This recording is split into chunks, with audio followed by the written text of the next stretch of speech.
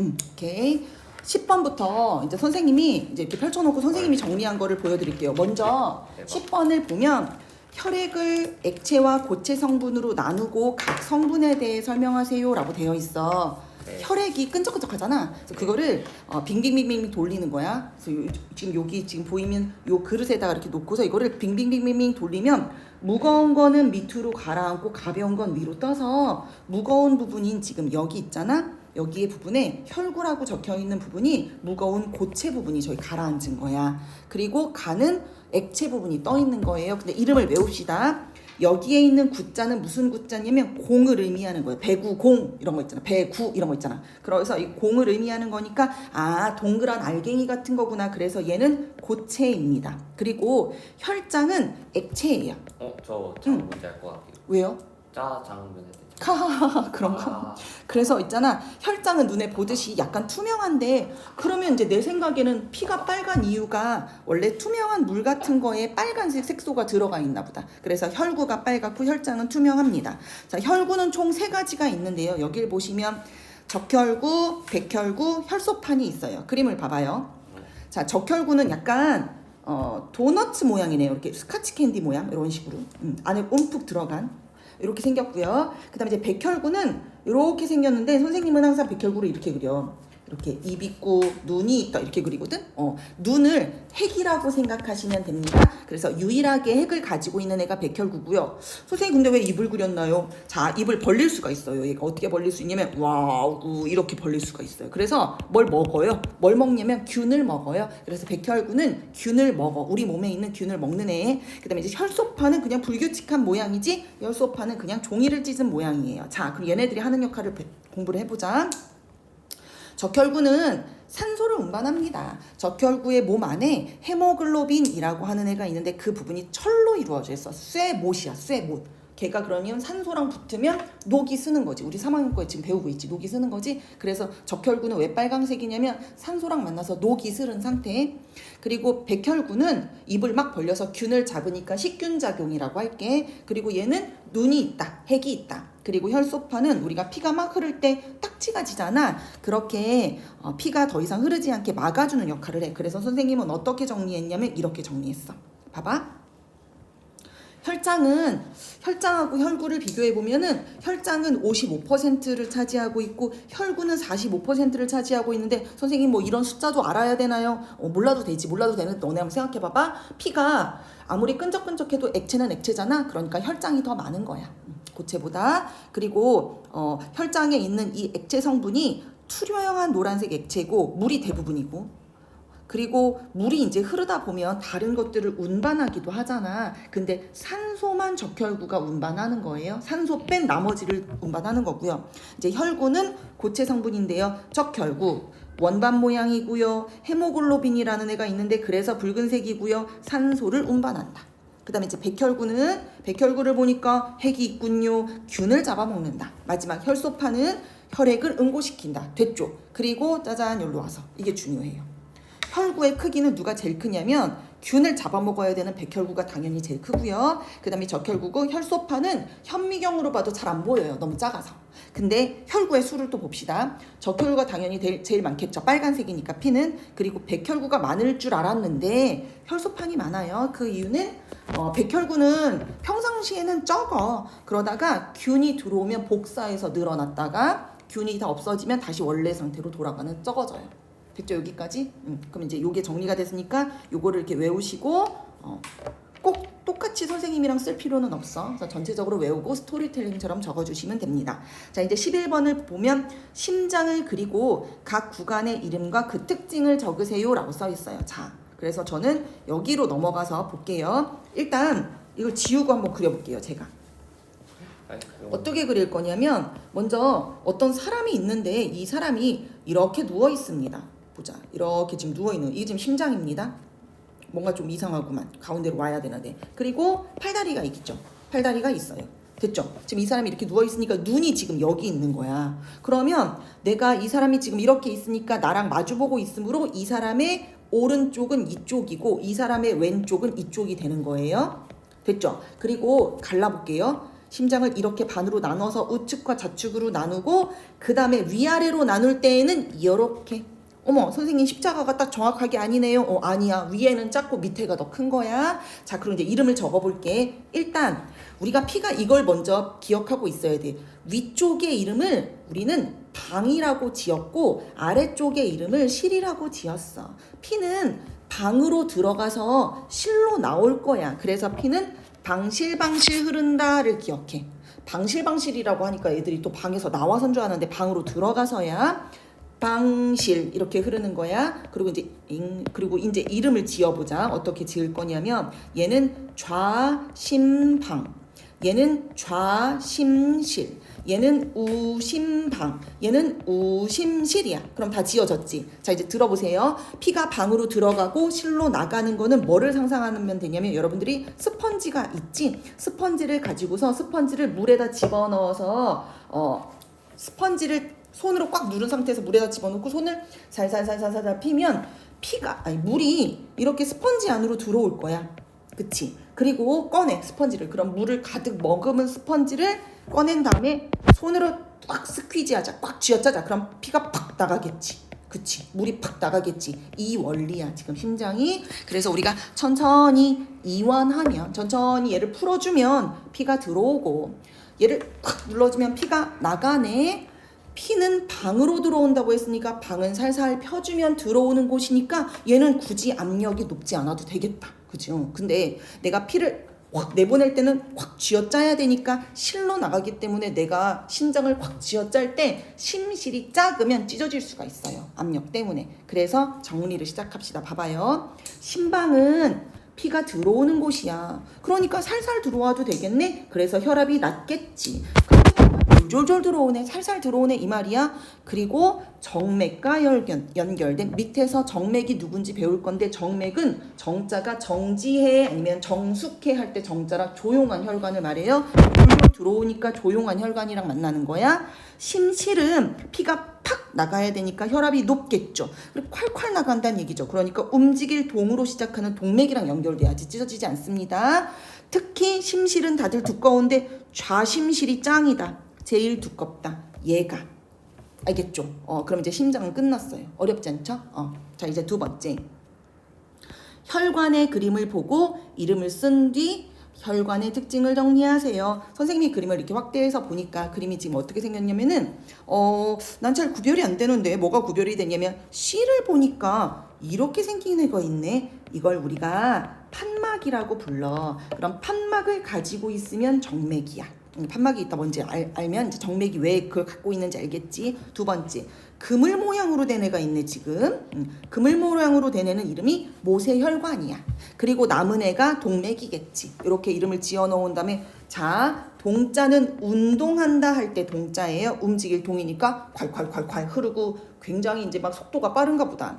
정맥은 여러분 정숙하세요 할 때 정자야. 얘는 피가 졸졸졸졸졸 흐르나 보다. 그죠? 그다음에 모세혈관은 세자가 가느다래란 세자야. 너네 이런 말 쓰지? 미세하다. 세부적이다. 그때 세자야. 그럼 이제 얘네가 무슨 역할을 하나 볼게. 일단 동맥은 피가 콸콸콸 나가는 운동하는 애니까 혈압이 높고 혈류 속도가 빠르고 그 다음에 심장에서 피가 나가는 혈관이야. 콸콸 나가니까 당연히 심실에 연결되어 있겠지. 그러니까 두꺼워야 돼. 혈압이 높아야 되니까. 두 번째, 정맥은 여러분 정숙하세요 할 때 정자니까 혈압이 낮고 심장으로 들어오기 때문에 졸졸졸 흐를 거야. 그러니까 이거는 심방이랑 연결돼야 되겠지. 혈압이 낮겠죠.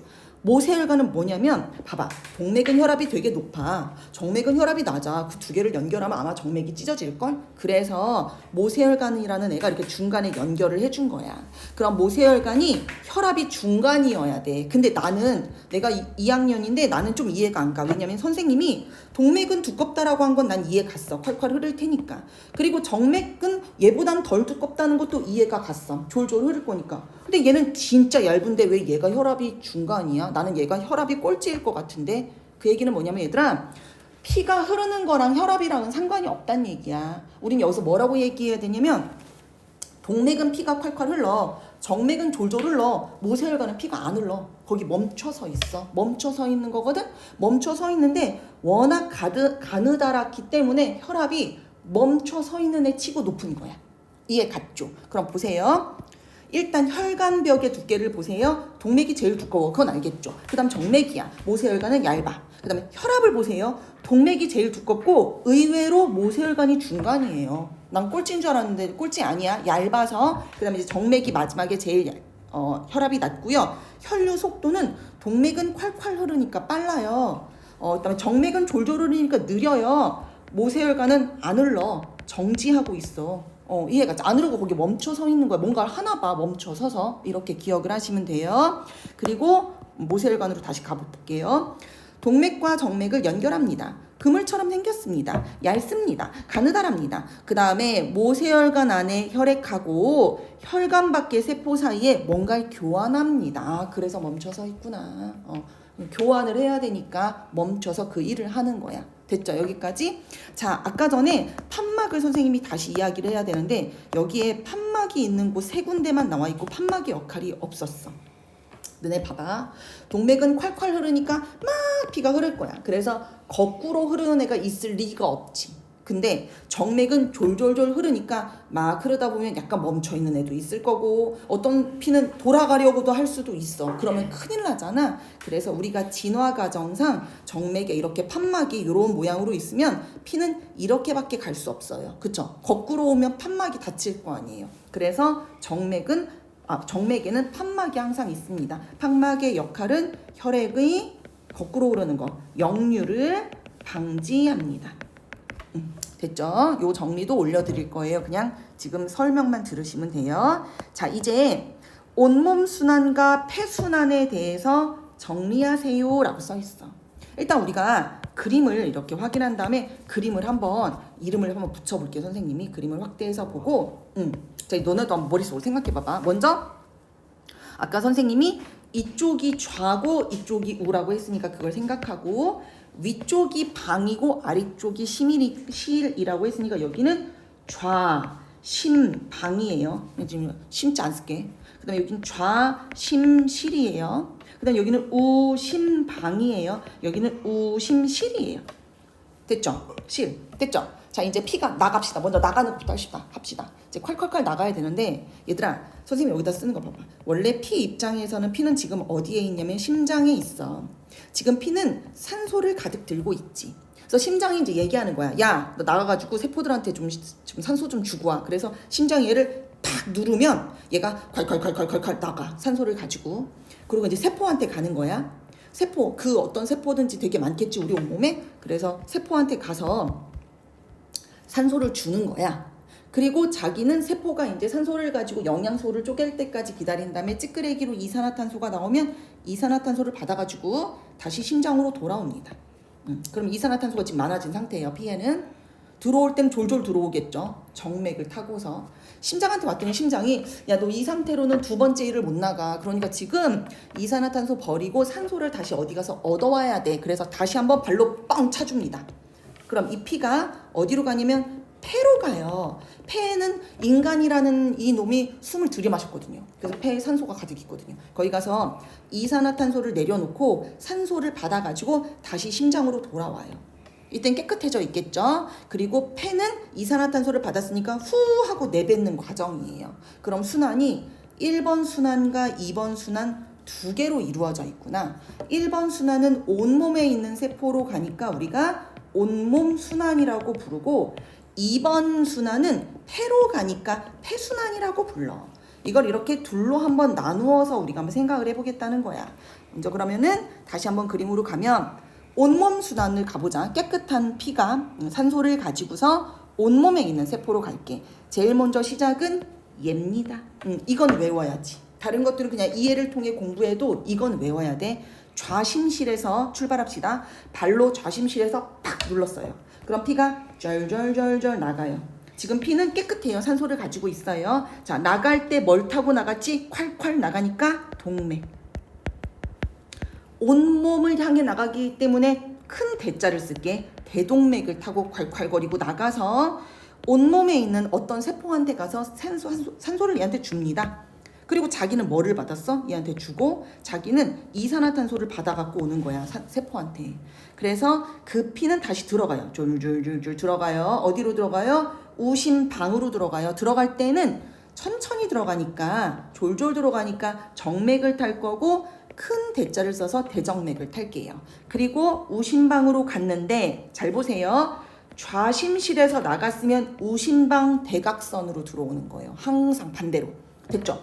그리고 이제 이 피가 이제 심장이랑 얘기하는 거지. 야, 나 지금 어떻게 피 속에 지금 이산화탄소가 너무 많아. 너무 더럽지? 그랬더니 심장이 야, 너 그러면 두 번째로 일을 못해. 너 폐에 가가지고 너 깨끗해져서 와야 돼. 해가지고 얘는 다시 우심실로 내려가서 발로 또 뻥 차지는 거예요. 나갈게요. 자, 나갈 때는 무조건 동맥 타고 나가죠. 콸콸 나갔으니까요. 그런데 폐로 가기 때문에 이 혈관의 이름은 폐동맥이에요. 더러워진 폐동맥을 타고서 줄줄줄 갔다가 폐에 가서 산소를 받고 이산화탄소를 내보낸 다음에 다시 깨끗해진 피는 들어옵니다. 어떻게 들어와? 졸졸 들어와요. 정맥을 타고서.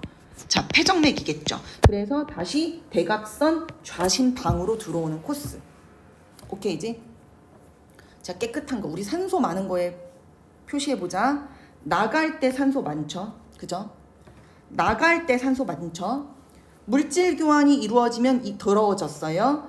계속 더러워졌죠. 그래서 대정맥 들어온 상태죠. 산소 없죠. 우심방 들어온 상태죠. 산소 없죠. 우심실 들어온 상태죠. 산소 없죠. 그리고 폐동맥도 더럽죠. 폐에 가서 깨끗해졌어요. 산소를 받았어요. 그러면 폐동맥 깨끗하죠. 좌심방 깨끗해져. 그래서 우리는 이걸 느낄 수가 있죠. 뭘 느낄 수 있냐면 선생님이 지금 이거 느꼈는데 뭘 느끼냐면 이렇게 반으로 갈라서 이쪽은 깨끗하네. 왼쪽은 더럽고 오른쪽은 깨끗하네. 내가 봤을 때 내가 보는 기준으로. 알겠죠? 좌자가 들어가는 건 깨끗하고 우자가 들어가는 건 더러운 거야. 그리고 또 자, 봐봐. 동맥인데 동맥은 동맥 깨끗하지. 대동맥은 깨끗해. 근데 앞에 다른 게 붙으면 반대로 뒤집혀. 폐정맥이 깨끗해. 자, 그럼 읊어봐봐. 대동맥 깨끗해. 폐정맥이 깨끗해. 간이요? 간 뭐야? 간동맥이야? 지금 깨끗한 피가 흐르려면 선생님이 지금 대동맥이 깨끗하지. 네. 그리고 앞에 폐자가 붙으면 뒤집힌댔지. 폐정맥이 깨끗하지. 네. 그럼 앞에 간자가 붙어도 간도 다른 기관이잖아. 동맥? 간동맥 깨끗하겠어요? 반대로 뒤집혀야지. 간정맥. 간정맥이 깨끗해. 그 다음에 콩팥도 있어. 콩팥 동맥이 깨끗할까 정맥이 깨끗할까? 동맥. 왜 그래? 저기요, 왜 그래요 지금? 얘들아, 동맥이 깨끗한 거잖아. 근데 대동맥이 깨끗하잖아. 근데 대자 빼고 폐자나 이렇게 다른 기관을 집어넣으면 반대 방향이 되는 거니까 반대 혈관이 깨끗해져. 그럼 대동맥이 깨끗하네. 그럼 폐정맥이 깨끗하네. 간정맥이 깨끗하네. 뇌정맥이 깨끗하네. 이런다는 거야 선생님 말은. 이해 갔지? 그 다음에 콩팥정맥이 깨끗하네. 이렇게. 손가락 정맥. 그런 건 없어요. 그건 대정맥이겠죠. 그냥 손으로 가는 거니까. 됐죠? 이렇게 하시면 됩니다. 자, 이제 와서 봐봐. 온몸 순환은 좌심실에서 출발할게. 좌심실만 기억해. 좌심실. 그 다음에 콸콸 나가자. 대동맥. 그 다음에 세포에 가서 물질 교환하고 들어올 땐 대정맥, 우심방, 대각선으로 들어오면 됩니다. 그러면 깨끗한 피가 나가서 더러운 피가 돼서 들어온 거예요. 자, 이제 폐순환으로 가세요.